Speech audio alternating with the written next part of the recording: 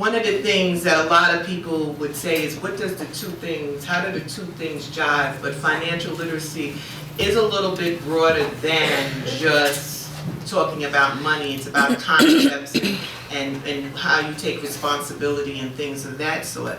In an article that I happened to find, it said that about 650 prisoners walk out of a jailhouse each year. Most owe a variety of creditors, and their offender status limits their means to repay. And then it went on to give a little quote about how our people are already set back because of the offender status, but now having to repay debt that they are not able to get a decent job. It says they are also so behind, so they give up and they say, forget it, I can't pay this debt back. They get bitter and they go back to crime. We started in December. We met with Kredit Koncepts, and they wanted to help our clients over at the task force to see how they could be of assistance in their transition. So after X amount of months of them meeting clients face to face and gathering data, they wanted to come back and to let us know what did that data look like and how did they get that data.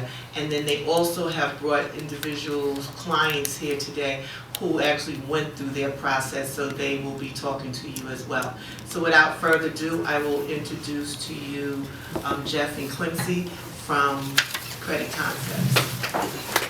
I want to thank everybody for attending this afternoon, and I want to thank Dr. Seward, R.A.R.E, for allowing us to take some of our services and present them to some of the individuals that you deal with on a daily basis.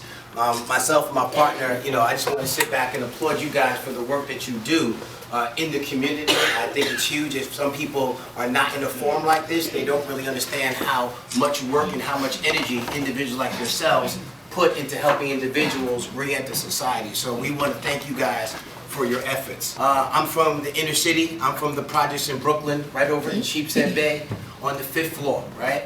I'm in the projects. I don't live in the projects anymore. I live out in the Jamaica Estates, out in Queens. But I do know that was one of the very key factors of me moving out. And by the time I was 30 years old, I got a job, a very good job. I was working at Verizon, had a lot of people working for me at the time. I had about maybe 14 properties in New York, New Jersey, and Florida, and I quit my job, right? So one of my favorite books is Rich Dad, Poor Dad. I don't know if you guys have ever heard of that book before, but it's a phenomenal book. But I understood that this word credit, had I not understood what it was, because it actually gives you financial leverage. What we understood, and I come from the project, so I have family members that did all types of things, did all types of time.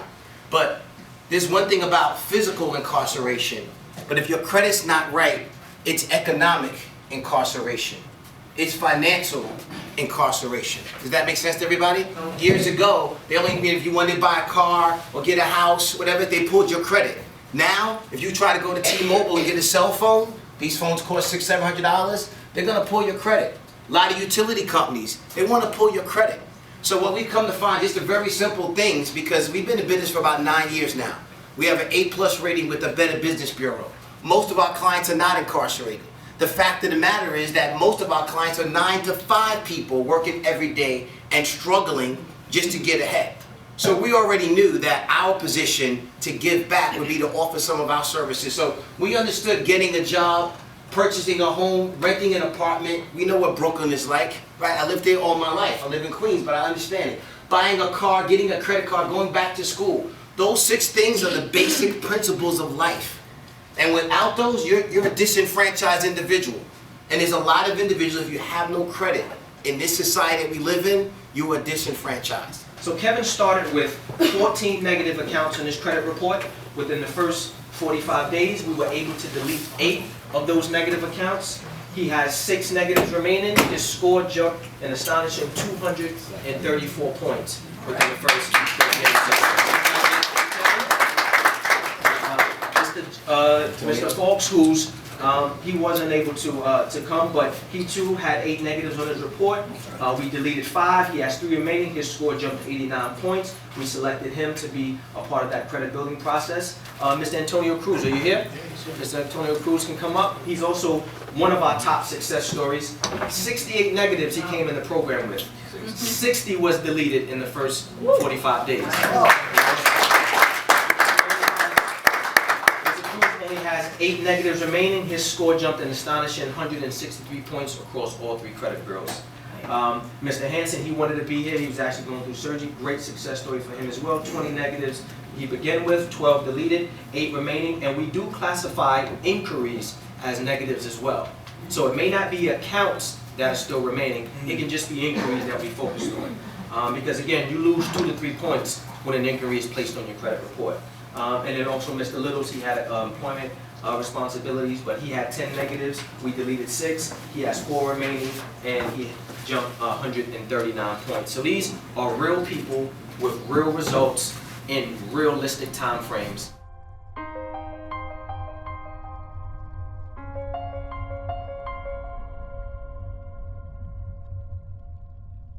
How are you?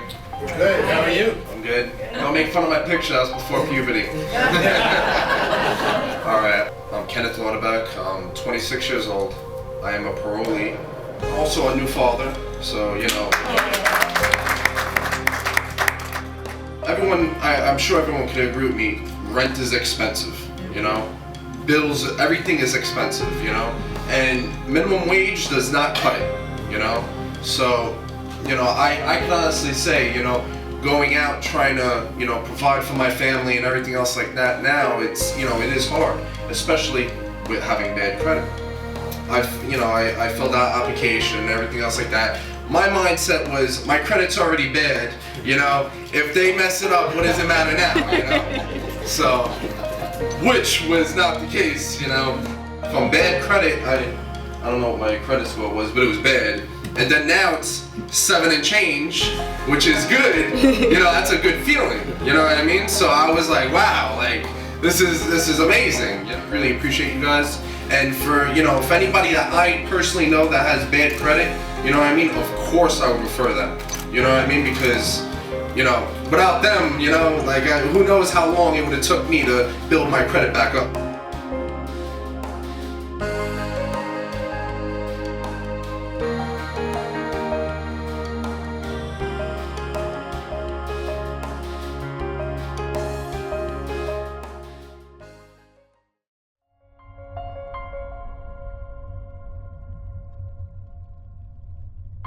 My name is Antonio Cruz. I was incarcerated 2014. Things wasn't going as well for me. So when I got out, I did a big change. Took a couple of programs. Saw Credit Koncepts.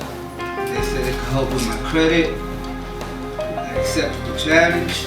I am today. Better credit. When I was released, I wanted a phone. My credit was bad. My sister put the phone up for me. 7 months later, I went to see if I can put a phone on under my name. And because of Credit Koncepts, I was able to put a phone on under my name.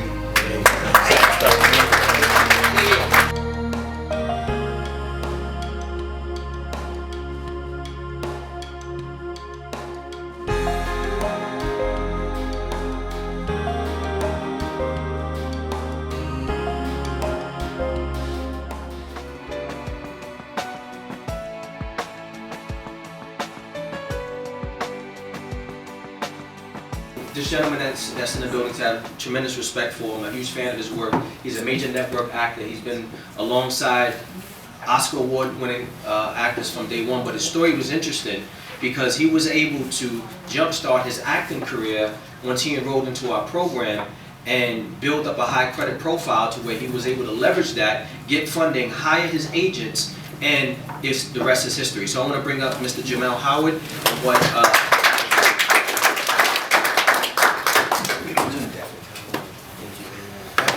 Definitely. How y'all doing? Good, how are you? Man, wonderful program, man. Wonderful program. So yeah, man, I'm Jamel Howard, major network actor. A lot of people remember me from my role in The Brave One with Jodie Foster, Terrence Howard. From there, I've been in American Gangster, Law and Orders, And more notably, what I get cursed out for a lot, Orange is the New Black. Everybody curses me out because I got the girl arrested. So I still get cursed out on the train for that. But nah, it's just acting, man. Teddy bear. Now that I know who you are, I cursed you out in my head. I got better roles coming up. So, up to date, I'm playing Tupac's brother in the new Tupac movie, All Eyes on Me, coming out in September. Mopreem Shakur, he's from Brooklyn, as you know. Also, I play a guy named Shameik, one of the friends of the first black superhero of Marvel, called Luke Cage. That'll be out in September as well. So, story is real. It's real similar, man. I was going through a lot at a point in my life, and I was trying to find myself, and I was in and out of jail and doing silly stuff as a youngster, and I decided that I needed to do something. So I came out and I met this gentleman right here, Quincy Loves an Artist, and he introduced me to some education, you know, and much needed education. And he ended up helping me with the program and helping me to get to LA, which in LA I learned a skill for writing, and also I learned how to act. You know, I always knew how to act bad. It was playing the bad guy was easy, you know. So program, and it's one thing that I can say is that I've seen the results firsthand. Is like it works. You know, it definitely works, and I think it's much needed. I want to do something for Long Island, so I'll be sponsoring Freeport, Long Island, where I'm from. Myself. So Jamel is, and again, Credit Koncepts matches everybody's sponsorship. So Jamel has donated $50,000. Credit Koncepts matched that $50,000 to be able to service 500 returning citizens from the Nassau County Task Force.